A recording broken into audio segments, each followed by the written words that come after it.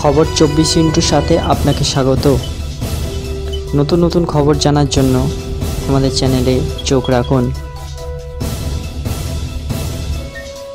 পরকীয়া ঘিরে ধুন্ধুমার পূর্ব বর্ধমানের গুসকরা শহরে প্রেমিকের সঙ্গে 4 চাকা গাড়িতে চেপে পালানোর পরিকল্পনা ছিল গৃহবধূর। এমনই অভিযোগ তুলে গাড়ি থামাতে ছুটলেন স্বামী। সেই কাণ্ড দেখতে ভিড় জমে গেল রাস্তায়। বেদম মারধরের মুখেও পড়তে হয় প্রেমিককে। যে মহিলার বিরুদ্ধে প্রেমিকের সঙ্গে পালানোর চেষ্টার অভিযোগ উঠেছে তিনি তৃণমূলেরই প্রাক্তন কাউন্সিলর বলেই জানা গিয়েছে। স্বামী দাবি তার আগে থেকেই সন্দেহ ছিল, তকে তকে ছিলেন তিনি। আর শুক্রবার সন্ধ্যায় হাতে নাতে ধরে ফেলেন স্ত্রীকে। শুক্রবার রাত প্রায় 7:45 নাগাদ গুসকরা শহরের বাগদিপাড়ার কাছে এই ঘটনা ঘটে। এলাকায় ব্যাপক উত্তেজনা ছড়ায়। ঘটনাস্থলে যায় পুলিশও, তবে কোনো পক্ষই পুলিশের কাছে অভিযোগ দায়ের না করায় পরিস্থিতি সামাল দিতে চলে যায়। জানা গেছে ওই বধূ গুসকরা পুরসভার প্রাক্তন তৃণমূল কাউন্সিলর। বছর 8 আগে বিয়ে হয়েছিল তার।